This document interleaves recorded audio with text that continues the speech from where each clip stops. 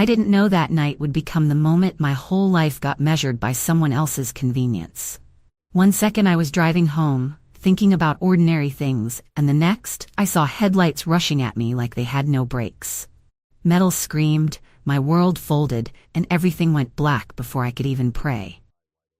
When I opened my eyes again, there were bright hospital lights, steady beeping, and a pain so deep it felt like I was stitched together by hand. Then a doctor leaned close and whispered, "Your son has no idea who you really are, does he? Thank you for watching and staying with me. It means more than you know. And before I go on, tell me where you're watching from in the comments. I love seeing how far these stories travel." My name is Rose, and I'm from New York, the kind of place that teaches you to keep moving even when your heart feels heavy. I lay there under those bright hospital lights, listening to the steady beat beside me like a clock counting out borrowed time. And I tried to make sense of the doctor's whisper, because it didn't sound like pity. It sounded like he knew something I didn't. My mouth was dry, my throat felt raw, and when I tried to lift my hand, it barely moved, like my own body was asking me to be patient. A nurse noticed and came closer, her voice soft but steady, telling me to breathe slowly, telling me I was safe. Yet nothing about that room felt safe, not with that one sentence hanging in the air. I stared at the ceiling tiles and blinked through the sting in my eyes, and all I could think was, why would a doctor say that about my son? Why would he look at me like I was more than just another old woman in a hospital bed? Somewhere down the hall, a cart rolled by, a door opened and closed, and I heard voices that sounded far away, as if I was underwater. And still, that whisper stayed sharp and clear in my mind. I wanted to ask questions, but my body wouldn't hurry, so I listened instead, and in that quiet I felt something shift inside me. Not fear exactly, but a slow, cold awareness that whatever happened while I was unconscious was about to change the way I saw my own family forever. I stayed quiet after that, because I could feel my strength was still far away, like it was sitting in another room waiting for me to be ready. And the more I tried to force my body to move, the more it reminded me that I had been through something serious. The nurse came back with a small cup of water and helped me take slow sips, and I could taste the plastic on the rim, could feel how careful she was not to rush me. Like she understood that pain can make even breathing feel like work. I watched her hands as she adjusted the blanket, neat and practiced. And I realized she was treating me with a respect that felt almost personal. Not the rush kindness you give a stranger, but the steady kind you give someone you don't want to see broken. I asked, as softly as my voice would allow, what happened. And she didn't answer right away. She just looked toward the door, like she was deciding how much truth my heart could hold in one sitting. Then she told me the doctor would explain everything when I was a little more alert. And the way she said everything made my stomach tighten, because it sounded like there was more than injuries in my file. Time moved strangely in that room. A few minutes felt like an hour, and I kept staring at the same spot on the wall, trying to remember the last normal thing I did before the crash, trying to anchor myself in something simple. But every time I closed my eyes, I saw those headlights again. And every time I opened them, I heard that whisper again. Your son has no idea who you really are, does he? And it pressed on my chest like a weight. When the doctor finally returned, he didn't come in hurried. He came in slow, like a man walking into a room where the truth was already waiting. And he pulled the curtain partly closed, not to hide me, but to give me privacy. He sat down beside my bed instead of standing over me, and that small choice made my eyes burn, because it felt like he was talking to me as a person, not a problem. He asked me how I was feeling, and I wanted to say I was fine, because that's what mothers always say, but my voice wouldn't lie for me. It came out thin and shaky, and all I could manage was, "Tell me what you meant." The doctor held my gaze, and for a moment he looked tired, not from long hours, but from seeing too many families fail each other in the worst moments. And he said, "Rose, while you were still unconscious, we had to make a call, and your emergency contact was your son." My fingers curled under the blanket without me meaning to, because I could already feel where this was going, and I hated myself for still wanting to believe there was a reasonable explanation. He paused, then continued, and he told me they explained the situation clearly, that I needed urgent surgery, that they needed consent and someone to take responsibility. And as he spoke, I felt the room get colder. Not in temperature, but in spirit, like the air itself was bracing for what came next.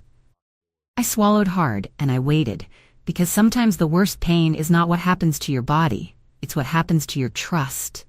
And I could feel mine starting to crack before the words even landed. The doctor didn't rush the next part, and somehow that made it hurt more, because when people slow down like that, it means they know the weight of what they're about to say. He told me they called my son and explained everything clearly, that my injuries were severe, that surgery was the only way to save my life, and that they needed his consent right away. I remember holding my breath without realizing it, waiting for the part where he would say my son panicked, or asked questions, or at least sounded afraid. Instead, the doctor looked down for a moment and said my son sighed, like the call had interrupted something important, and replied that he was at his mother-in-law's party, that if I died, they should let him know later, because he was busy. Those words settled into the room and stayed there, heavy and unmoving, and I felt something inside me go very still, because in that moment I understood that some wounds don't come from metal or broken bones, they come from hearing exactly where you stand in someone else's life. I didn't cry right away, not because it didn't hurt, but because the shock was so clean it wiped my face blank, like my body couldn't decide what emotion to wear first. I stared at the doctor, then at the edge of the blanket, and I kept hearing my son's voice in my head. Not the words exactly, but the feeling behind them, that casual dismissal, that tone you use when you think something will still be there when you get around to it. I wanted to defend him. You know, the way a mother does, even when she's been cut. I wanted to say maybe he didn't understand, maybe the line was bad, maybe he panicked and said the wrong thing. But the doctor's eyes told me this wasn't a misunderstanding, it was a choice.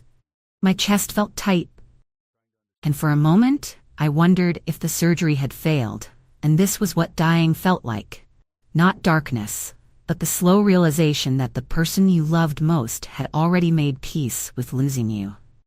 I thought back to all those years when I stayed up late waiting for him to come home, when I skipped meals so he could have seconds, when I worked with aching feet and still found the money for school trips and new shoes, when I told myself love meant giving until you had nothing left to give. I remembered the way he used to cling to my coat in winter, how he would look up at me like I was the whole world, and it stunned me that the same voice that once begged me not to let go could now say, "Let me know later." I swallowed hard and tried to breathe through it, because pain like that doesn't scream, it sinks, it goes quiet, and it starts rearranging your heart while you lie there, pretending you're okay. The doctor asked if I wanted him to call someone else. And that question broke something open in me, because I realized I didn't know who to name. Not in that moment, not when the one person listed as my emergency contact had treated my life like an inconvenience. So I just nodded slowly, and I told him I needed a minute. Because I could feel it. I could feel the truth rising up like water. That this wasn't only about that phone call. It was about every time I had been minimized, every time I had been used, every time I had been expected to stay grateful for scraps of attention. And there, under those bright lights, with my body still sore and my mind finally clearing, I understood that if I survived this, I couldn't go back to being the woman who kept forgiving what was slowly killing her inside. After the doctor left me with my thoughts, my mind kept drifting to that party, not because I wanted to imagine it, but because my heart was trying to understand how laughter could exist in the same hour my life was hanging by a thread. I could picture it too clearly, the warm house, the music turned up just enough to feel cheerful, plates being passed around, someone calling my son's name with a smile, and him smiling back like nothing in the world needed him more than the moment he was standing in. I kept seeing him holding a drink, nodding along to small talk, acting like time was endless, like a mother's life could be paused and resumed later. The way you pause a movie when the doorbell rings. And the more I imagined it, the more I realized the cruelest part was not even that he didn't come. It was that he didn't sound scared, He didn't sound torn. He sounded inconvenienced, like the hospital had called him about a bill, not a heartbeat. I lay there staring at the ceiling, listening to that steady beat beside me, and I felt my love for him change shape. Not disappear, because a mother's love doesn't vanish on command, but it hardened at the edges, like something soft turning into something that could finally protect itself. I started replaying old moments I had excused. The missed calls he returned days late, the holidays where he showed up empty-handed but somehow left with leftovers and favors. The way he talked over me when his wife was around. The way he would say, "I worry too much, I'm dramatic, I'm fine," as if my feelings were a small mess he didn't want on his clean floor. Lying there, I understood that this wasn't a single cruel sentence. It was the most honest sentence he'd given me in years. And it was telling me exactly where I stood in his life. My hands trembled under the blanket, not from fear, but from a kind of awakening, because for the first time I stopped asking what I could do to be loved better, and I started asking what I needed to do to live with dignity.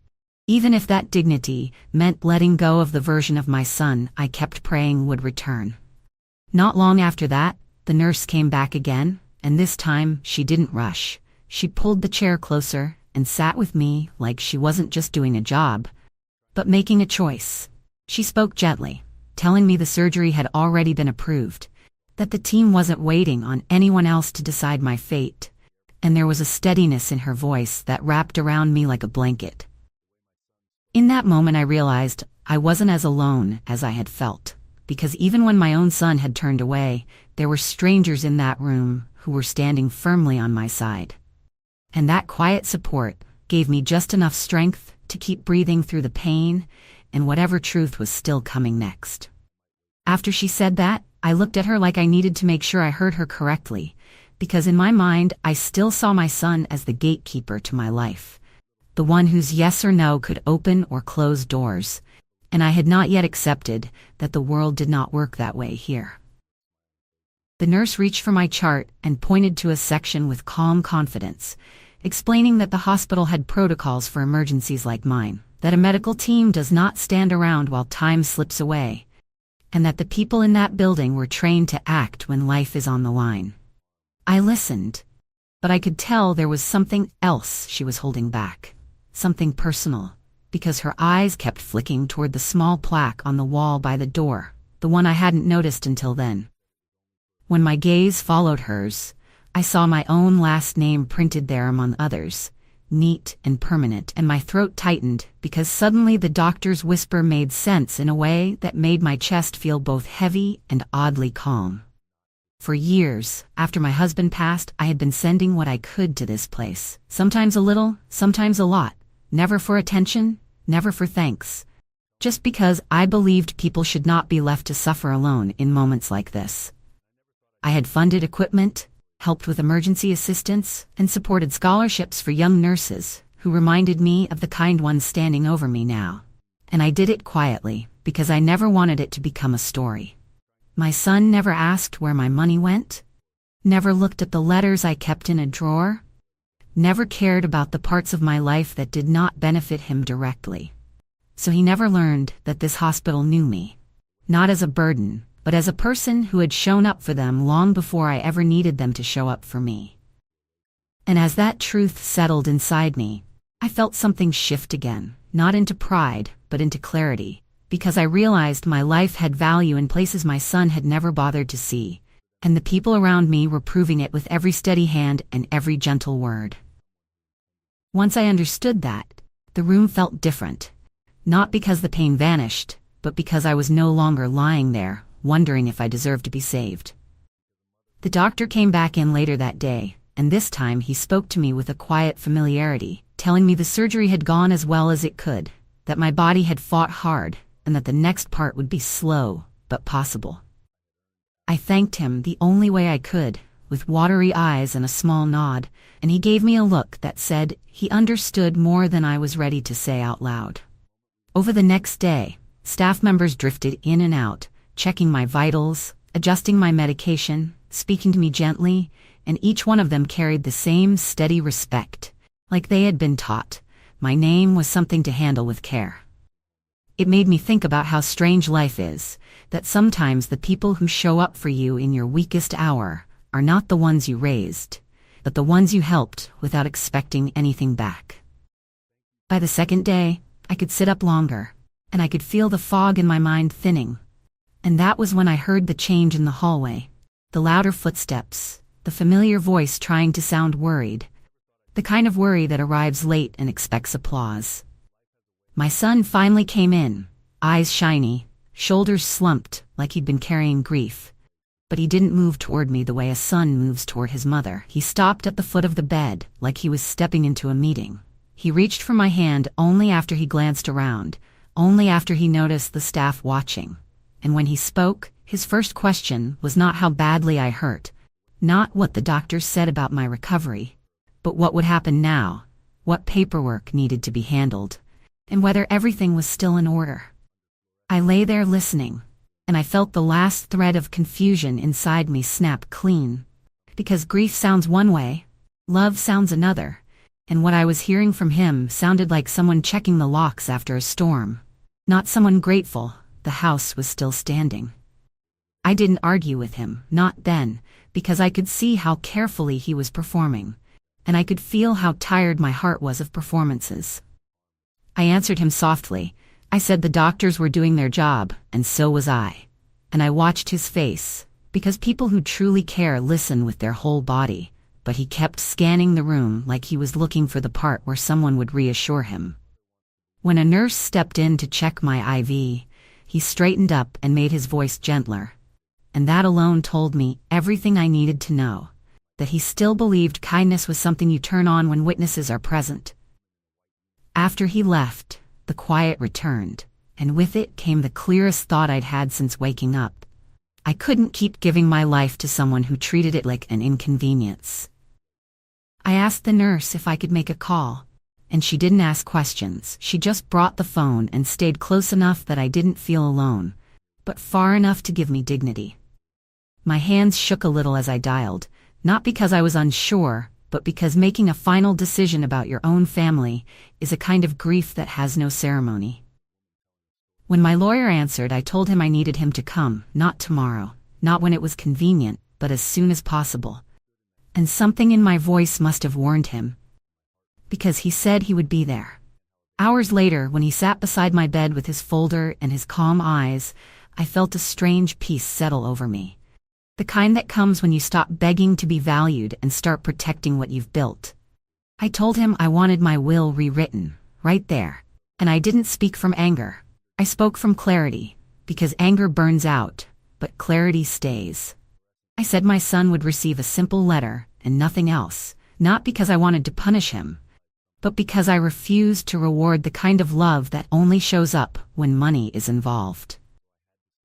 I asked that what I had worked for, what I had saved, what I had guarded all these years, go to the people who had treated my life like it mattered, the hospital that fought for me, the staff who watched over me, and the causes I had supported quietly for so long. My lawyer looked at me for a long moment and nodded, and as he began to write, I realized I was not taking anything away. I was placing it where it belonged, and for the first time in a long time, I felt like my future was finally in my own hands again.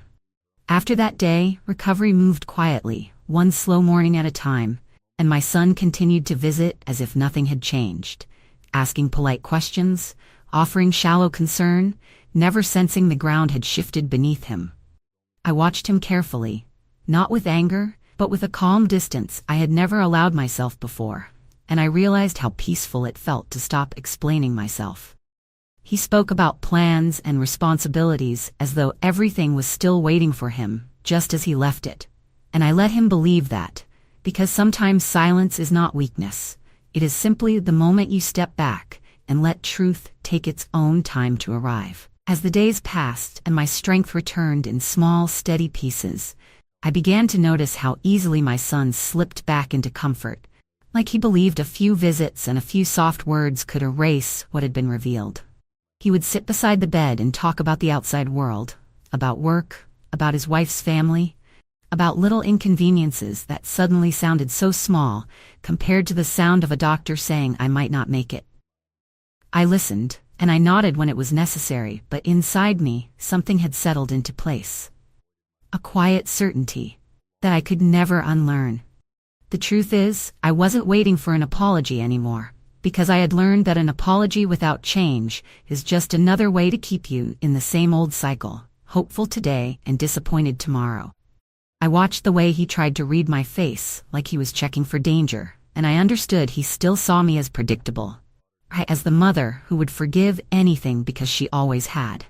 He didn't know that the will was already rewritten, that decisions were already signed, that my life had already been placed back into my own hands, and that what would happen later would not be a dramatic fight, it would be a calm outcome. I thought about how close I came to leaving this world without being truly seen, and I thought about what would have been left behind, not only money, but meaning, and I realized I wanted my legacy to reflect the kind of love that actually shows up. The nurses who checked on me when the night felt long, the doctor who spoke truth without cruelty, the hospital that fought for me even when my own family did not. Those were the people who treated me like I mattered, and I wanted that to be honored. My son still believed he had time, still believed everything important could be handled later, but life doesn't always give later. And I had learned that in the most painful way. So I stayed steady, I healed, I spoke when needed, and stayed silent when it protected my peace. Because sometimes the strongest thing you can do is survive. Not just the accident, but the moment you finally understand who will hold your hand when the room gets quiet. When I was finally discharged, I stepped outside that hospital and felt the cold air fill my lungs. And it was the first time since the accident that I truly understood what it meant to be given another chance. My son offered to drive me home, and I let him, not because I needed him, but because I had stopped needing him to understand me in order for me to be at peace. On the ride, he talked the way he always did, like life was going to return to normal, like love could be measured by showing up late and acting concerned, and I simply looked out the window and let the city move past me, because my heart had already moved on to something quieter and stronger. In the weeks that followed, I focused on healing, on resting, on rebuilding my body, and I let my new boundaries settle into place without announcements or speeches. I kept my plans private, not out of fear, but out of wisdom, because I learned that some truths are best delivered by time, not by argument. One day, when the will is read, my son will finally understand that a mother can love deeply and still choose dignity. That forgiveness does not mean reward, and that the people who show up in your darkest hour are the ones who deserve to be remembered in your brightest legacy. If this story touched you, if you've ever been made to feel small by someone you loved, please share your thoughts in the comments. I read them, and I carry them with me. And thank you from the bottom of my heart for staying with me until the end. Please subscribe so you don't miss the next story.